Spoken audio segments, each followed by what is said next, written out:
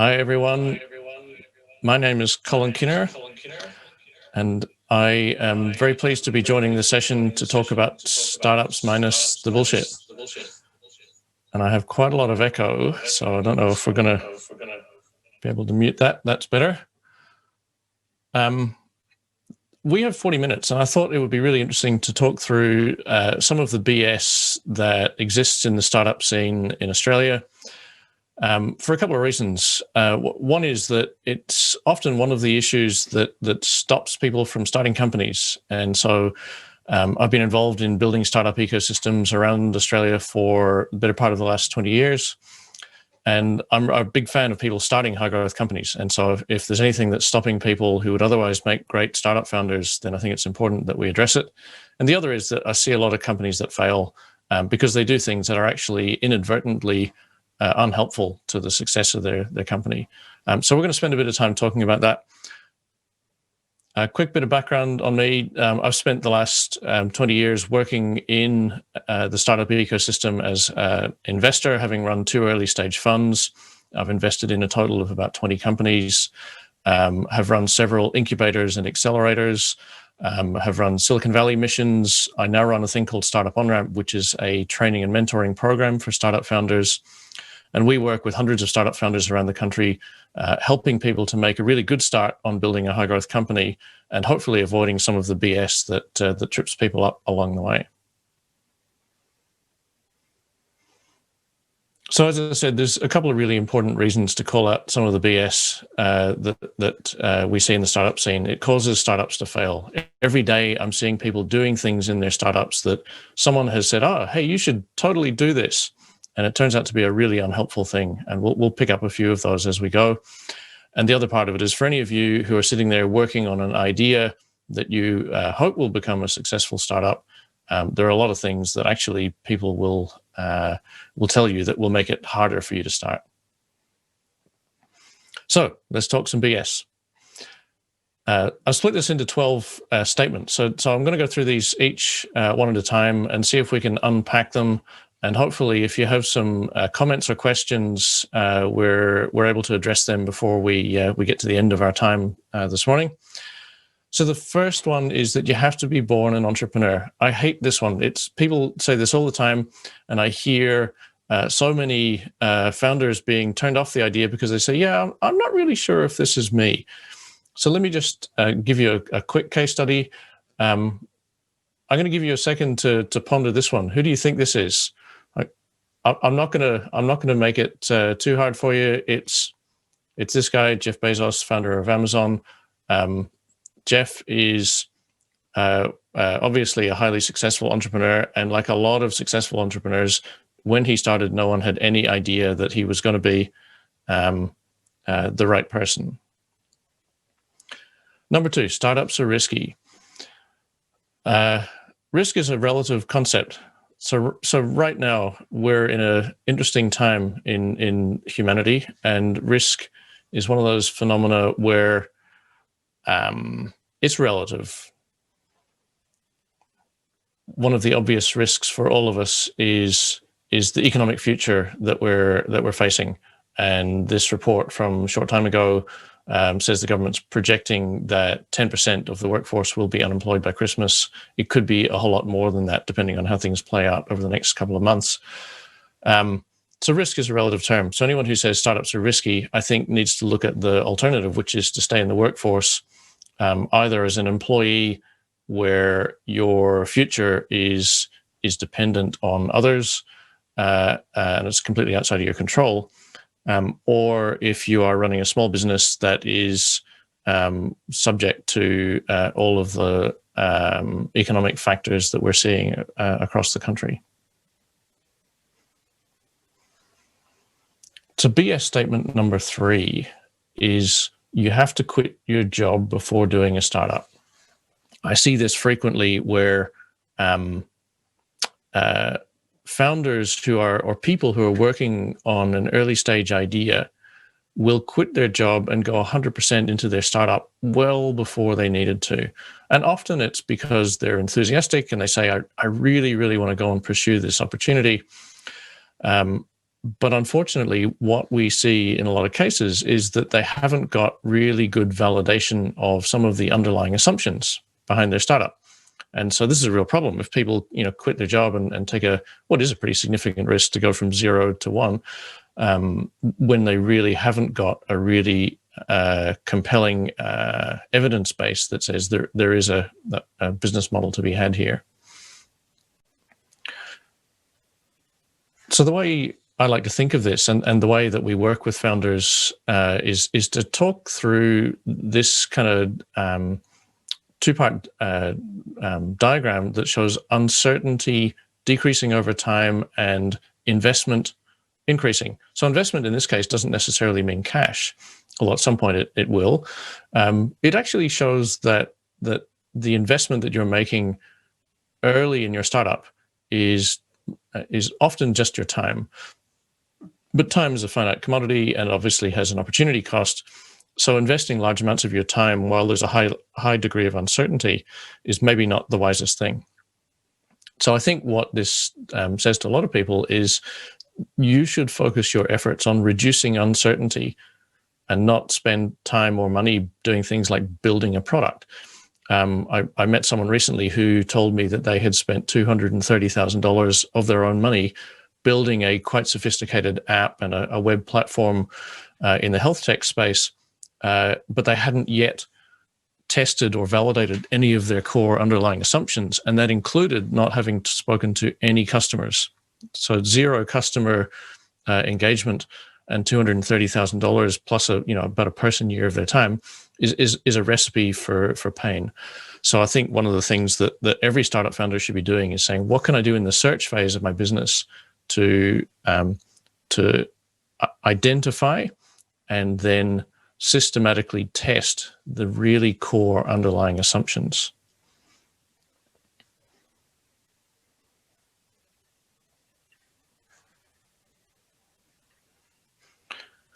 So one of the tools that we use frequently in teasing out core assumptions is this matrix, which is based on design thinking, and it allows people to identify the assumptions that they should test first.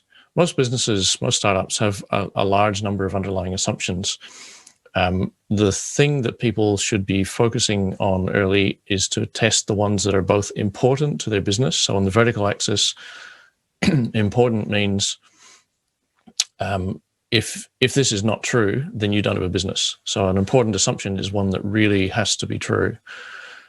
And then on the horizontal axis, known to unknown. So a known assumption is one about which you have a fair amount of information. Maybe it's within your domain expertise. And an unknown assumption is one about which you have very little information, and therefore it really requires you to go on and evaluate and test.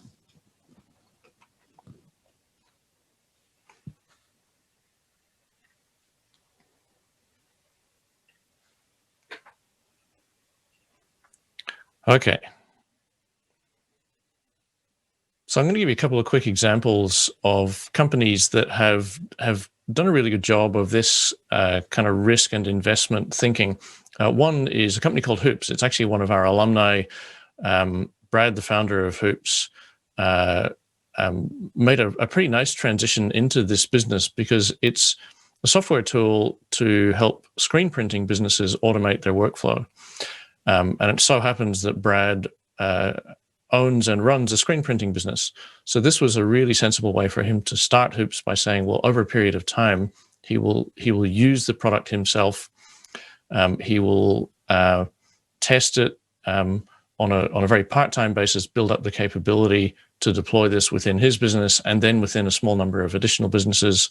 And then at the right time, make a leap to focusing 100% of his efforts on building this business out. Another thing that people often overlook is that you may not need to actually jump into building your own startup. Often for a lot of people, the best way to get into startups is to join an existing one. Not everyone is cut out to be a founder. There are some people for whom the uncertainty and the pressure of starting a tech startup is really just too much.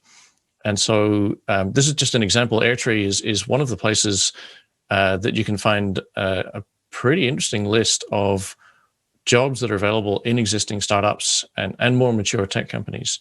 So Airtree Ventures is obviously one of Australia's leading VC funds, and so it's a great resource for the startup community. So an important point that we have to talk about somewhere along the way is the distinction between pigs and chickens.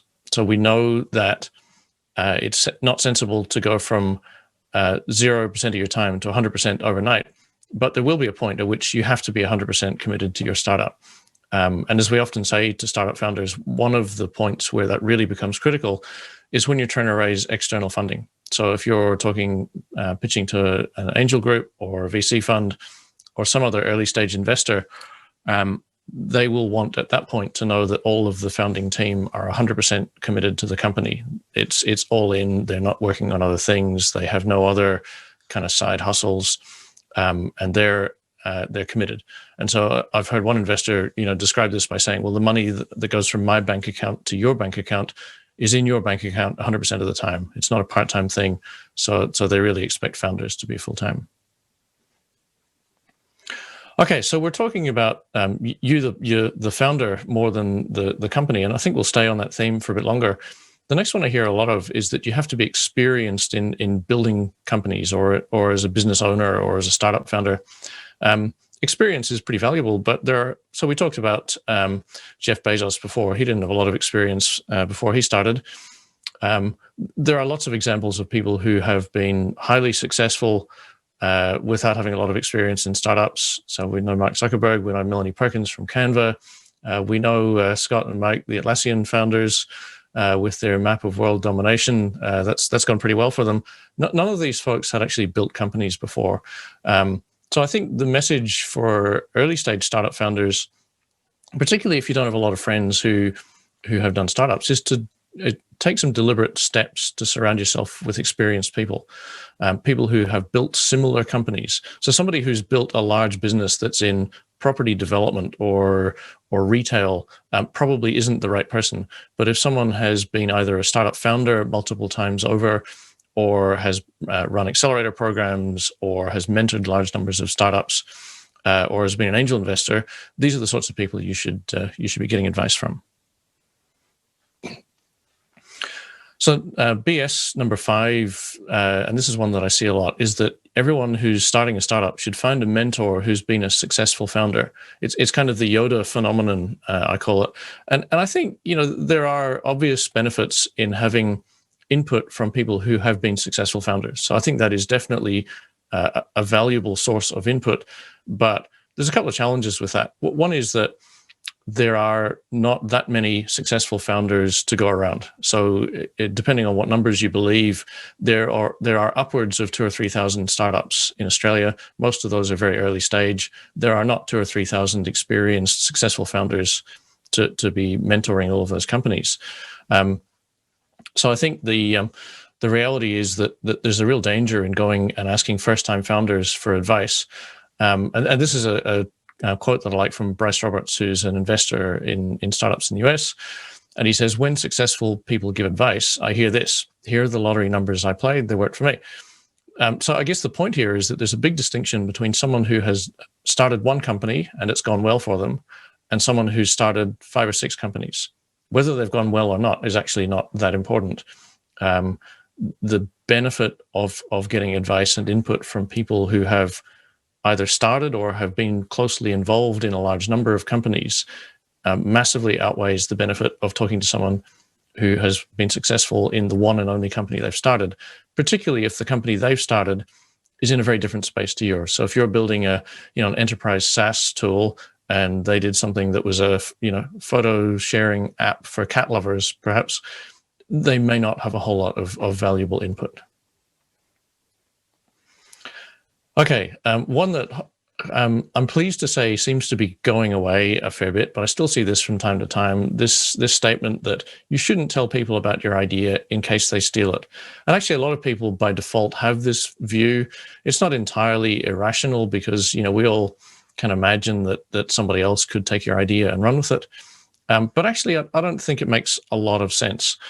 My advice is actually the opposite. It's to always be pitching. always be looking for opportunities to tell people about your idea, even if they could potentially go and take your idea and run with it.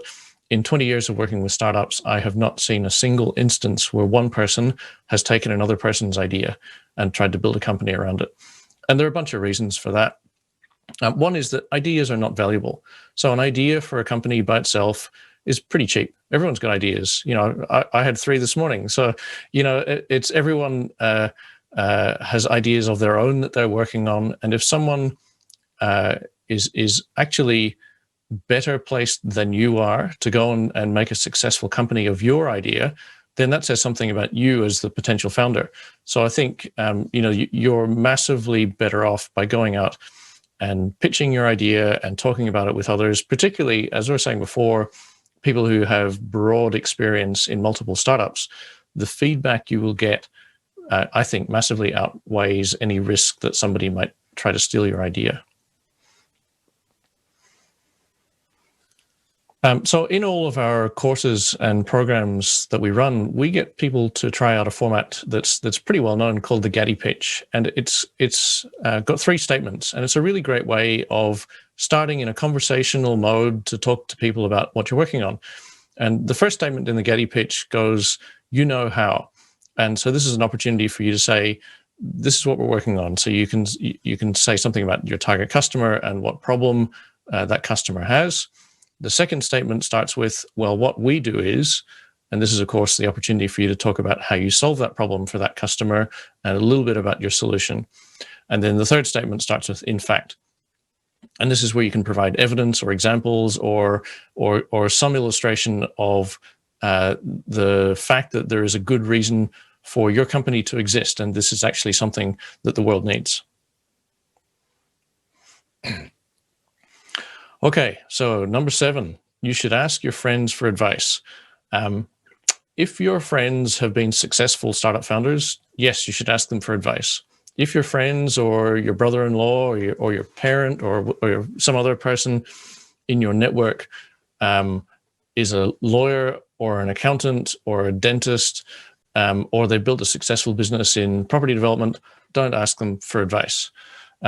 Because what you often get is, and this is an Australian cultural phenomenon, is you will get people patting you on the head and saying, that's such a good idea. I would totally use that product. You should go and pursue that. That's awesome. And that's absolutely meaningless advice because they don't know. They're not your customer. So the advice that you should really be going after is from people who are going to give you very critical and better informed advice. So related to that is this concept of where good startup ideas actually live. And I think there's a Venn diagram that you can imagine in your mind where there's a set of all ideas on the left-hand side, the blue circle, that sound crazy. And there's a set of ideas in the green circle that are in fact good ideas. The best startup ideas generally exist in the intersect. So they're ideas that on first glance sound crazy. So crazy in this case means probably wouldn't work. There'd be some reason why people would think this isn't going to be a successful company. The problem, so let me talk about the 2 places that people tend to fish for startup ideas. Most people start here. So they start in the green circle on the right-hand side. They start with ideas that are actually fundamentally perfectly good. They're a good idea. They're solving a real problem, but they are self-evidently good. They don't sound crazy to most people.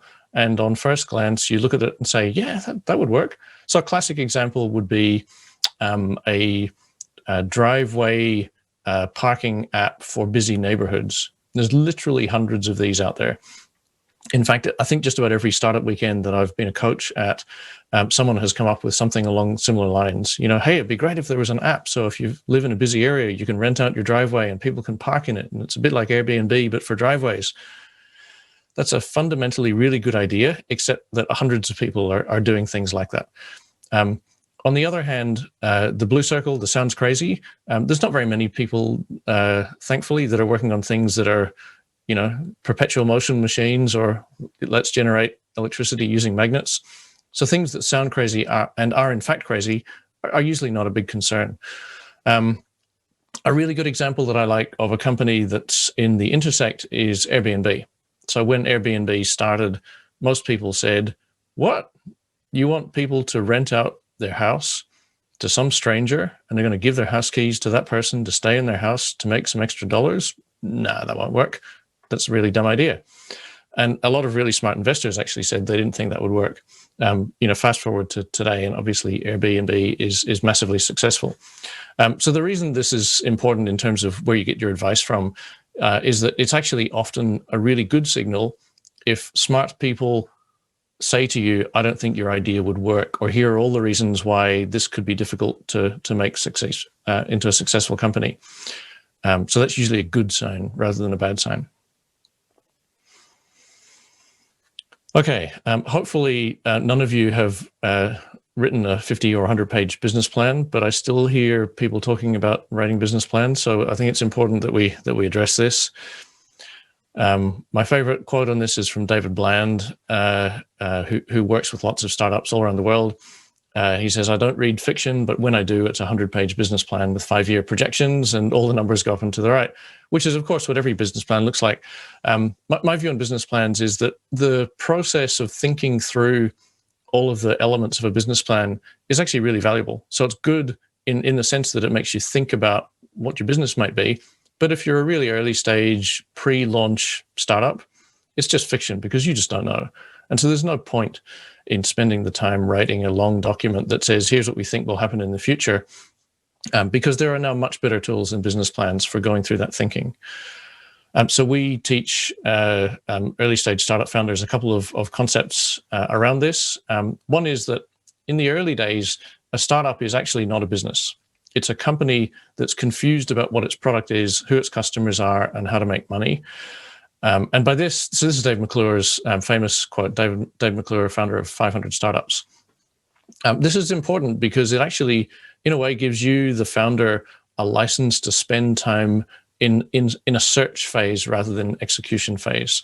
So if you can spend time searching for a business model that's repeatable and scalable, it's a much better use of your time rather than trying to make money straight away. So some tools that we always get people to use when they are exploring business models are the value proposition canvas. So this is a one-page canvas from Strategizer. A lot of you will be familiar with the business model canvas. And so this really looks at a couple of core parts of the business model canvas, specifically looking at what jobs your customer needs to have done and what pains they have in relation to that and what gains they'd like to achieve. And then it gives you a really simple framework for mapping what you might build onto those pains and those gains and jobs. From there, we get people to complete a lean canvas. So lean canvas looks a whole lot like the business model canvas, but it's based on the lean startup methodology. Ash Maurya, if you've read his book, Running Lean, goes into this in a lot of depth. I'm a big fan of the lean canvas because it actually forces you to write down your assumptions in one page. So in bullet point form, people often like to print these in A3 format, stick it on the wall, and as a team go through and try and articulate the assumptions around customer segments, problem and solution. And actually those three, if you do those three, that's a great place to start. Then from there, and I think this is perhaps the most important canvas that we work with founders on, this is the validation board from Lean Startup Machine. Again, it's just a simple one-page canvas, freely available. And the validation board invites you to take the assumptions that you've captured in your Lean canvas and to systematically test them. So it basically says, let's work out what the riskiest assumption is, or maybe there's a couple of riskiest assumptions, and then generally through customer interviews. So you'll see the invitation here is to get out of the building. You can't do this by introspection. This has to be by talking to customers. Go and test those assumptions and either validate them or invalidate them. Okay, so we're getting to kind of the execution phase now, and then we'll stop shortly and see if we can have some time for Q&A. BS statement number 9 is that you need to be able to code. Now, obviously, if you're building a tech company, at some point you're going to have tech skills within the team. But these days there are so many low code and no code tools available that you can make a lot of progress particularly if you are a non-technical founder, you can make a lot of progress without needing to code. So these are just some of the things that I use on a daily basis. There are some really basic tools that you can bolt together. And if you get really serious about building things with no code, there are quite a lot of reasonably sophisticated tools that are available to you. A couple of points related to that. So 9A is that, okay, people recognize that at some point they will need to acquire some coding skills, and they go, great, well, we'll offshore it, or we'll find a really cheap developer, either, an intern or a mate of a mate who's, looking for a bit of work. The idea of finding a really cheap developer generally doesn't work well. You wouldn't set out and say, I want to find the cheapest dentist that I can to have this root canal that I need done. Or I know that I need a shareholders agreement, but I'm going to find the cheapest lawyer on the planet to draft it for me. So the software that you will build as the core of your tech company is really the most valuable asset that you're going to create in your business. So you really can't afford to go cheap, I think. Part B of that is people say, okay, well, I need to find a really good developer. So I recognize I need to find someone who's really experienced, but I don't have much money, but I'll offer them, 2.5% of the company. So they'll do all the work in return for a small equity stake, or even sometimes it's a large equity stake. Problem with that is that, good software developers have lots of choice. They can work on lots of different projects. They have typically more opportunities for interesting and often lucrative things to work on than they have time available. So you need to give them some really good reason to work on yours. And also developers have bills, right? So, I see so many highly skilled technical people who are constantly having to say to people, to non-technical founders, no, I will not be your technical co-founder, because you just can't work that way.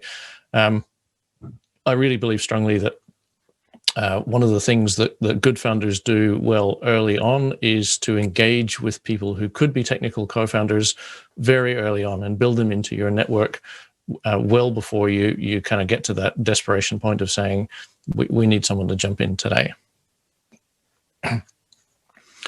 Okay, BS statement number 10 is that your product should be perfect before you launch. Now, everyone kind of knows that you don't need to have a perfect product, and people kind of get that things should be scrappy. But as I mentioned before, I still see a lot of people who spend really crazy amounts of time and money building things that are a whole lot more sophisticated than they need to be. So just to illustrate that, this is the famous quote from Reid Hoffman, founder of LinkedIn, who says that if you're not embarrassed by the first version of your product, you've launched too late. And so it actually is really good to launch things that are genuinely going to make you feel embarrassed. So just to illustrate that further, this is the LinkedIn website when it launched. So this is from 2003, I think it is. So that is pretty embarrassing. Facebook, there's a whole bunch of these if you go looking for them, but thefacebook.com when it started. There are obviously some pretty embarrassing things that have turned out pretty well. The reason this matters is that I think people start out aiming to build a product when in actual fact they should be setting out to build a minimum viable product, or MVP, in the very early days. And even if people think that what they're building is an MVP, it often is much overspec, greatly overspec relative to what they need. So one way to think of this is that the definition of an MVP is that it is the smallest feature set that delivers customer value and enables learning about customer needs. So a small feature set might be just one very simple feature that you can build in a couple of weeks, stick on a website, and see whether people engage with it. Depending on the kind of business you're building and the kind of product, for most startups, an MVP can be zero cost if you have some technical skills, or maybe a few $1,000s if you have to get somebody to do it for you. I really worry when I see anyone who's spent more than about $5,000 to $10,000 building an MVP, because that generally is a sign that they have gone way too far and they're trying to build multiple features at once rather than test one feature to validate some of their assumptions about the needs of customers. Okay, last couple. BS statement number 11 is you should get as many customers as possible. So let's assume that you've successfully built and launched something. Of course, you should get customers because that's how you're going to generate revenues. Actually, for most startups, this is not good advice. I'll explain why.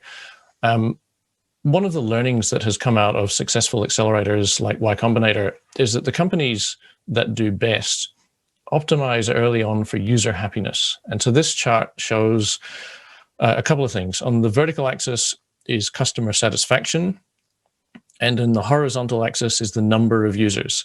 The companies that do really well generally find a very tightly defined group of users, early adopters, that they are able to satisfy massively, even with a very early and maybe a pretty crappy version of their product.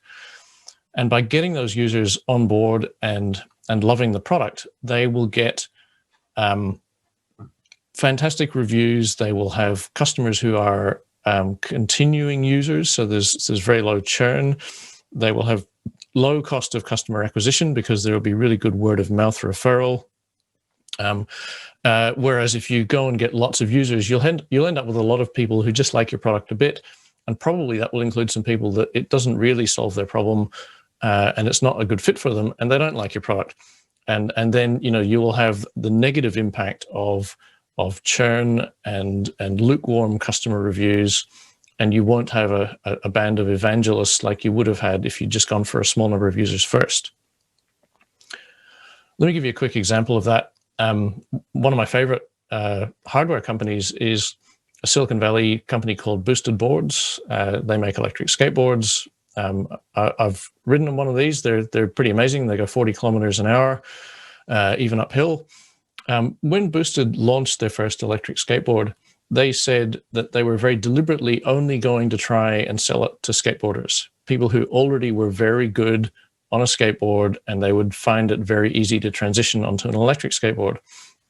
That turned out to be really critical because by doing that, they made sure that everyone who got their board could use it straight away, got value from it, found it was an amazing experience. They became evangelists for the company and for the product. They raved about it online. The reviews were fantastic.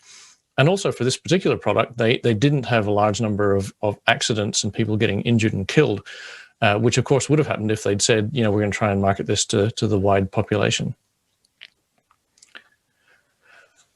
Okay, so the last one I wanted to touch on, and then we will hopefully have a few minutes for Q&A, is that you should try and raise money from friends or family. I hear this a lot, and it's a bit of a personal choice because, at the end of the day, who you raise money from in your company is entirely up to you. But I think there are some significant downsides in raising money from people that you already have a relationship with. And also there are some other groups of people that I think is generally good to try and avoid. So my rule of thumb for any startup founder is that there are three buckets of money, and you should think of them in this way: that smart involved money is better than dumb passive money, which in turn is better than dumb involved money.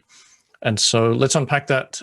Smart money, in this case, means money that comes from someone or some investor that has deep experience and knows a lot about building companies like yours. And so they'll be able to add a lot of value because of their knowledge and their experience and their networks. And involved means they are willing and able to put the time into your company so that they can actually help you along the way. And so the photo there is actually of Alicia McDonald, who's principal at Airtree Ventures. So Airtree would certainly, and Alicia as an individual, would certainly be in that category of smart involved money. The next category of dumb passive money. So dumb means not unkindly, but people who really don't have much experience in startups. So this could be family members or people that you know personally.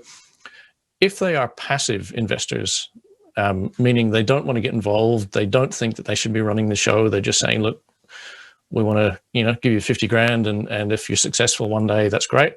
That's not so bad. So passive is the key bit there. The type of investors you don't want are dumb involved money. So dumb involved money means they don't really know much about startups, but they really think they do, and they want to tell you how to run your company. And so I've seen this with a number of early stage investors, particularly people who've come from building successful businesses in other sectors. And they say, well, look, I've been successful in business. And particularly if they're older, they'll say, look, young whippersnapper founder, I'm going to, tell you what you should be doing, and let's meet for, a briefing every Monday morning at 9 a.m. and I want to be chair of your board. And those are red flags. So I think that's really important to go looking for smart involved money above all other sorts. Okay. Thank you for being part of this session. I think we have a little bit of time for questions, and I'm just going to see whether we have any questions in Slido. Nope. So I think in the absence of any questions, I'm going to wrap it up there.